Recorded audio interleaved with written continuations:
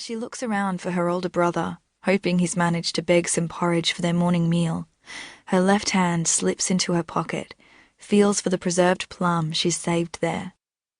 A small prize she found lying on the path to the other side of the camp 3 days ago. Her fingers rub its pruned skin, find the ridges from where her teeth have nibbled a hole in its flesh. Her tongue clenches at her throat, but she's not hungry enough yet. Not so starving that her hands tremble and her heartbeat trips.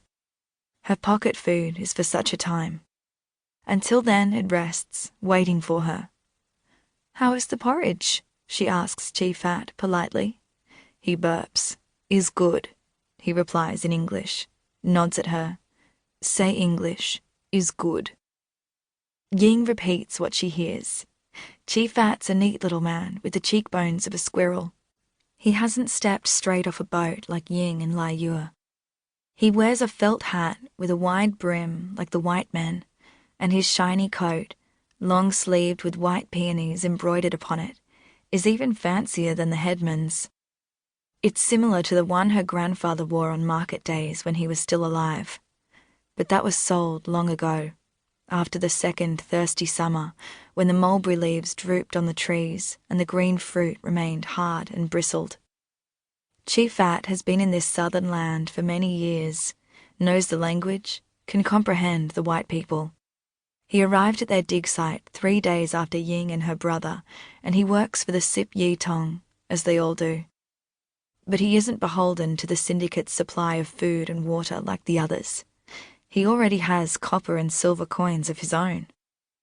While the rest of the diggers wait for their porridge and watery tea, he eats well, buying the odd cabbage and piece of meat from the peddlers who pick their way through the camp every few days. The first time Ying saw Chief Fat, she felt a pinch of alarm because he smoked from a pipe, carved rosewood with a bronze tip and ebony stem that reminded her of the pipe smoked by the magistrate's taxman. The taxman was tall, with features as hard and unforgiving as a jagged slate outcrop, and when he last visited her mother, not that long before Ying fled with her brother, he carried away the last of their silk thread, 4 fine ceramic bowls and a sack of rice. But he'd missed her grandmother's large mortar and pestle, made from swollen stone the colour of sand. It was too heavy to lug across the seas, so Ying had left it hidden from the taxman behind the broken tub, although she'd managed to tuck the smaller set, the wooden one with the ceramic pestle, into her sack. When Ying was little, her grandmother let her open and close the many drawers of her medicine cabinet, which was made of a wood so old the tree was now extinct. Of course, the cabinet is long gone, sold to pay gambling debts.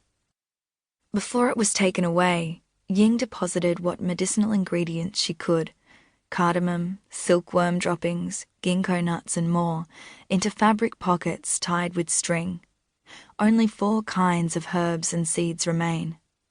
By the time they reached dry land, most of her belongings were covered in mildew, and her sack was soiled with vomit and salt water. Ying stands by the side of the river, a little downstream from the camp. She gazes at her countrymen who step through the water, crouching low over their pans. Clusters of straw hats bob in and out of view far up the riverbed, until, in the distance, she can see a group of white men at their own derelict camp. The sounds of rock scraping tin, the slough of wet dirt, and the low murmur of Arkee's singing are punctuated by the raucous caw of the large grey birds that bicker among the branches of the ironbarks. The heat from the sun is implacable, and most of the lean men have taken off their shirts. Wah Sing's face is flushed red as he bends over the splintered cradle he purchased from a departing miner, while the skin on Po's back peels away in blousy, dirty flakes. When she and Lai Yue first arrived at this site 5 weeks ago, after those terrible, relentless months of trudging from the coast, Ying cut the sleeves from her blue shirt, and on days like today, when the fabric is wrung through with sweat, she waits for, prays for, the occasional breath of air to fan her body. Ying wishes her dig site was in the water instead of this area.